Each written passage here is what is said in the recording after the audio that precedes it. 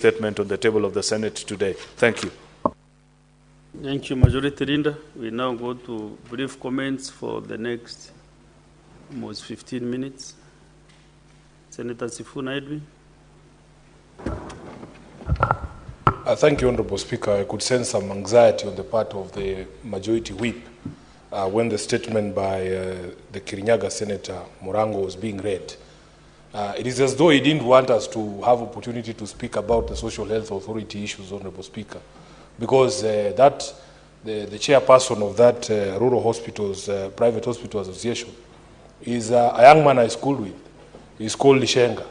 He was my candidate for Senate in Kakamega under the ODM ticket.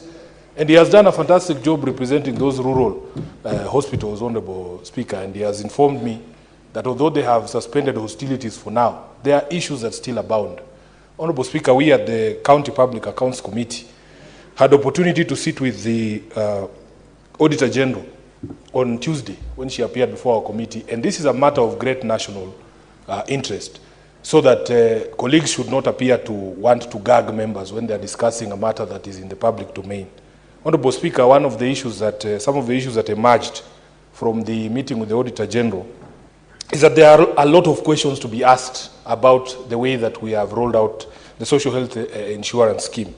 Honorable Speaker, she has singled out a few issues, and I want to mention them. Number one, being unbudgeted procurement and competitive procurement. Very many things, including unfavorable clauses to the people of Kenya. I heard the President, I think he was speaking in Malava, saying that in this procurement, there were no public resources used. I don't know how the President defines public resources, because, Honorable Speaker, the Auditor General has flagged that in that contract for the digital system, the owner of the system, who is not even the government, is a private consortium, takes 2.5% of my monthly contribution. Every time I pay my 32,000, that digital systems operator gets 2.5%. Then they get 5% on claims to hospitals. This is something that does not make any sense to me, Honorable Speaker. Why are claims being subjected to 5% deduction from the system operator? Then there is something called track and trace that they charge 1.5%. They are unconscionable contract terms, and we have to speak about these issues without appearing like, we are witch hunting or anything. So I want to assure the President that Sifuna's money is also defined as public money. My money is also public money because I'm making a contribution. All of us are making a contribution.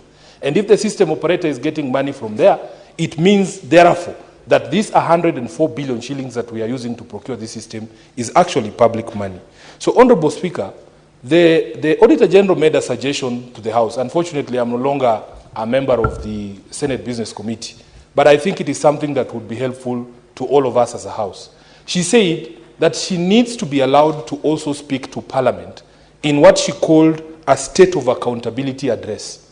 Let her come before this House, Honorable Speaker, and tell us the state of accountability in the country, because it will cut across all these issues on matters that are devolved and our individual counties, because there are problems all over the place. And, Honorable Speaker, although she tried to run away, we tried to tell her that, in fact, the Audit Act gives her powers to make recommendations that bind the hands of other institutions in the accountability ecosystem.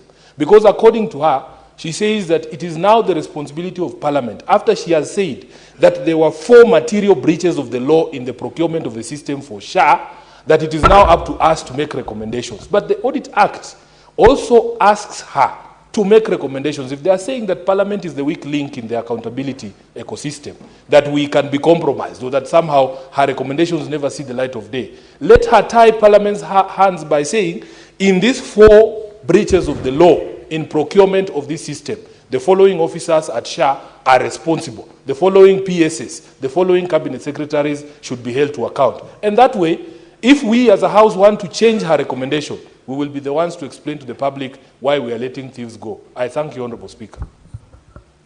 Senator Sifuna, you have really enjoyed the 5 minutes.